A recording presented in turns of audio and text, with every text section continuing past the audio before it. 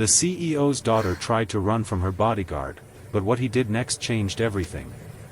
"Please, just leave me alone," Emma screamed as she sprinted across the rain-soaked street, tears mixing with the storm.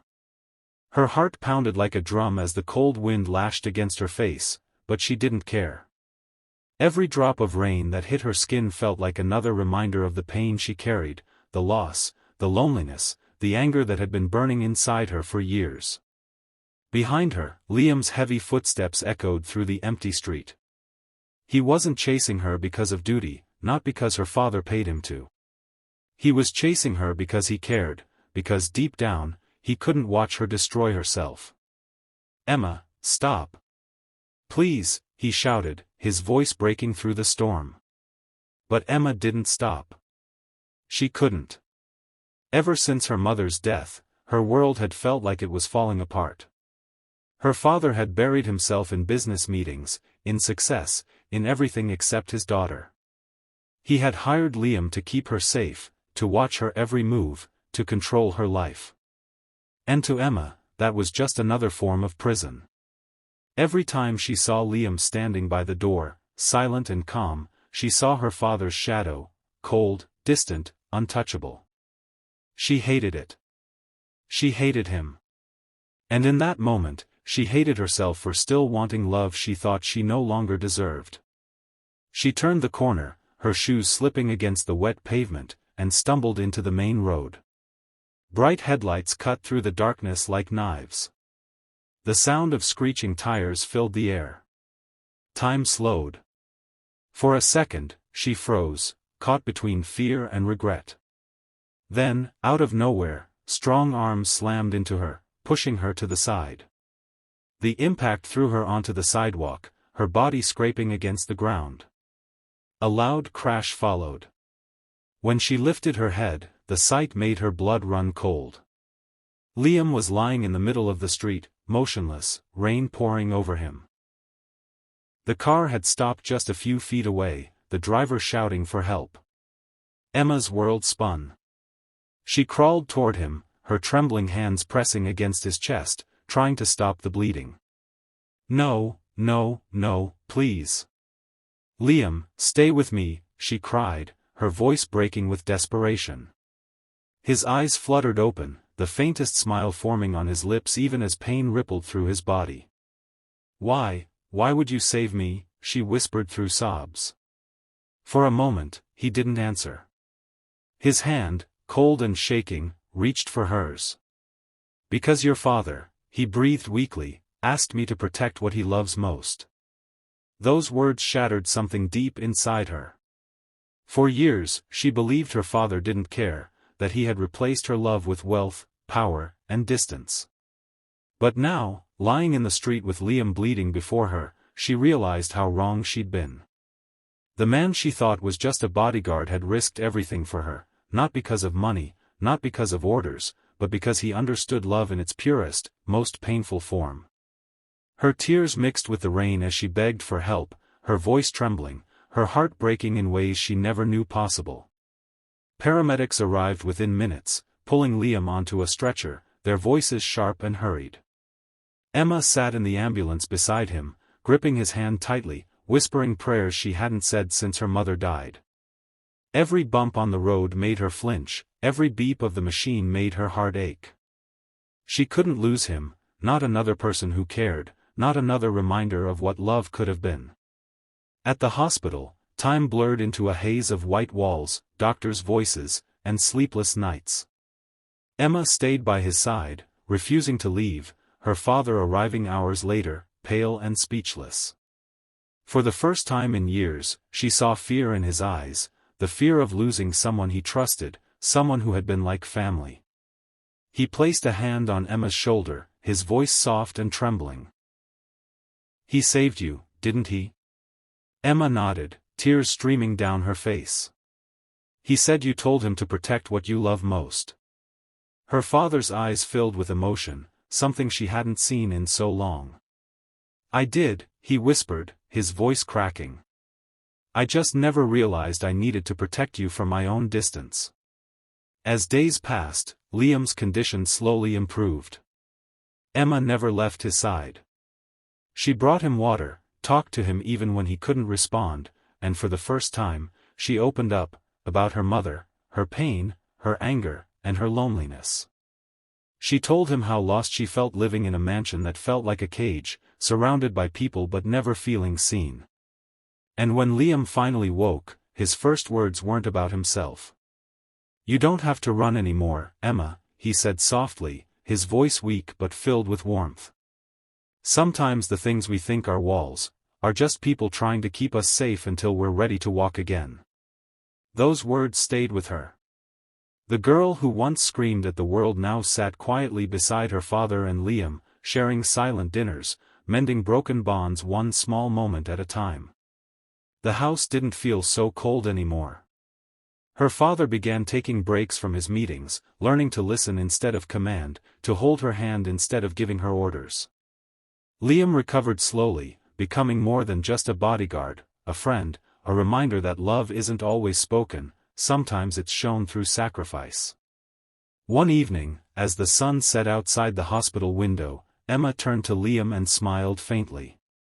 "You changed everything," she said. He shook his head gently. "No, Emma. You did. You let yourself feel again." For the first time in years, Emma felt something lift from her chest, the weight of resentment, the bitterness that once defined her. She realized that love wasn't always perfect or loud. Sometimes, it was quiet. Sometimes, it was a man standing in the rain, refusing to let her fall.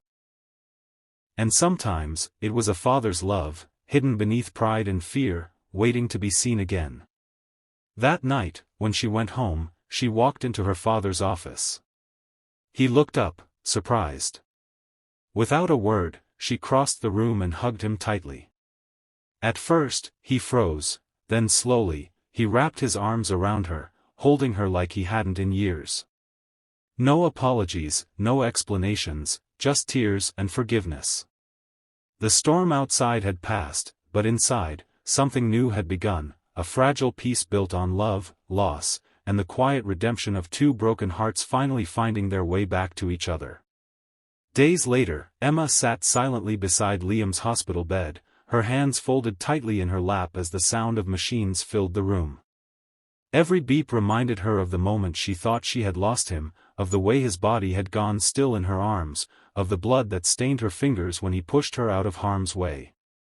She hadn't slept properly since that night. Guilt consumed her like a fire she couldn't put out. She replayed every cruel word she had said to him, every time she had turned her back when he tried to help. For so long, she had seen him only as her father's spy, a man who existed to control her every move. Now, looking at him lying pale and weak, she realized he was the only one who had truly cared enough to risk everything for her. She reached out and gently brushed his hand, whispering softly, "I'm so sorry, Liam, you didn't deserve any of it." The days were long and heavy. She brought flowers to his bedside, read him stories from old books, and sat there talking as if he could hear her. The nurses began to recognize her, always sitting in the same chair, her eyes tired but full of hope. Her father visited too, but quietly, always standing at the door, unable to face his daughter's pain or the man who had almost died because of him. Emma could see the regret in his eyes, but she wasn't ready to talk to him yet. The silence between them said everything. For the first time, she realized how lonely he must have been too, a man who built an empire but lost the people he built it for. She remembered how he used to laugh with her mother, how they used to dance in the living room when she was little. After her mother's death, that laughter vanished. Her father buried himself in work, and Emma grew up thinking his distance meant he didn't care. Now she saw the truth, he cared too much, but didn't know how to show it. One evening, as the sunset painted the hospital walls orange, Emma felt a faint movement beside her. She looked up and saw Liam's eyes flutter open. For a moment, she couldn't breathe. "Liam," she whispered. His gaze slowly focused, a tired smile forming on his lips. "Hey," he said weakly. Tears instantly filled her eyes as she reached for his hand. "You're awake," she cried softly. I was so scared. I thought I lost you. He looked at her, confused but calm. You didn't lose me, he murmured. You just found yourself. She didn't understand at first, but the warmth in his voice broke her completely. The tears came faster, falling freely as she shook her head. I was so blind, Liam, she said between sobs. I thought no one cared. I thought I was alone. He watched her, his expression soft but pained. Your father never stopped caring, Emma, he said slowly, struggling to speak. He just didn't know how to show it. People who love the hardest sometimes hide it the deepest. His words pierced through her heart like truth she had been running from for years. She lowered her head, holding his hand tighter, letting his words sink in. The quiet hum of machines and the soft rhythm of rain against the window filled the room, wrapping them in a silence that felt strangely peaceful. That night, after making sure Liam was resting, Emma walked out of the hospital and went home. Every step through the empty mansion echoed with memories. The laughter that once filled the halls, the arguments that replaced it, and the years of silence that followed. She stopped outside her father's office door, her heart racing. Through the glass, she saw him sitting at his desk, staring at an old photo of their family, her mother smiling, a younger Emma on her lap, and him standing behind them, hand on their shoulders. For the first time, she saw not a CEO, not a cold man, but a broken father who missed his wife and didn't know how to be both parent and protector. Emma hesitated, then opened the door. Her father looked up, surprised. For a moment, neither spoke. The air was thick with all the words they had never said, all the apologies left unspoken. Then, without thinking, she walked across the room and wrapped her arms around him. He froze in shock, unsure of how to react, then slowly, his hands rose and held her close. The hug said everything. No words, just tears, forgiveness, and love that had been buried under pride and pain for far too long. Her father trembled as he whispered, I'm so sorry, Emma. She shook her head against his shoulder. You don't have to be, she whispered. I understand now. They stayed like that for a long time, the walls that had stood between them finally crumbling. Outside, the storm had ended, leaving only the soft sound of raindrops against the windows, like the sky itself was finally at peace. That night, something changed. For the first time in years, Emma joined her father for dinner. They didn't talk about business or regrets. They talked about her mother, her favorite songs, the way she used to hum while cooking, how she always said love means showing up even when it's hard. Her father smiled faintly, the kind of smile Emma hadn't seen since she was a child. She realized that her mother's love still lived in both of them, hidden, wounded, but still there. Over the next few weeks, Emma visited Liam every day. His recovery was slow, but his spirit was strong. Sometimes, he would joke to lighten the mood. Other times, he would quietly remind her that pain can either break people or bring them closer. And somehow, he was right. Her relationship with her father grew softer. He began taking time away from meetings, showing up to breakfast, asking about her day, even joining her on walks. The mansion no longer felt like a cage. It felt like a home again. One afternoon, as the sun shone through the hospital window, Emma sat beside Liam, watching him read a book. She smiled and said, "You know, you changed everything." He chuckled weakly. "No, Emma. You changed everything when you stopped running." She looked out the window, the golden light touching her face, and realized that he was right. She wasn't the same girl who screamed in the rain, trying to escape her pain. She had faced it, understood it, and found healing in the most unexpected places, in the man who protected her, and in the father who had loved her all along but didn't know how to say it. As Liam rested, Emma whispered softly, "Thank you, for showing me what real love looks like." He smiled faintly. "Love isn't about saying it," he said.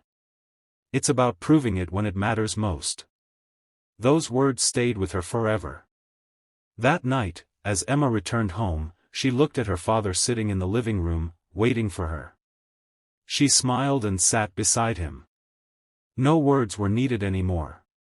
Their silence was no longer cold, it was peaceful. It was love, rebuilt from pain, loss, and forgiveness. Sometimes, love hides behind the sacrifices we never notice, until it's almost too late.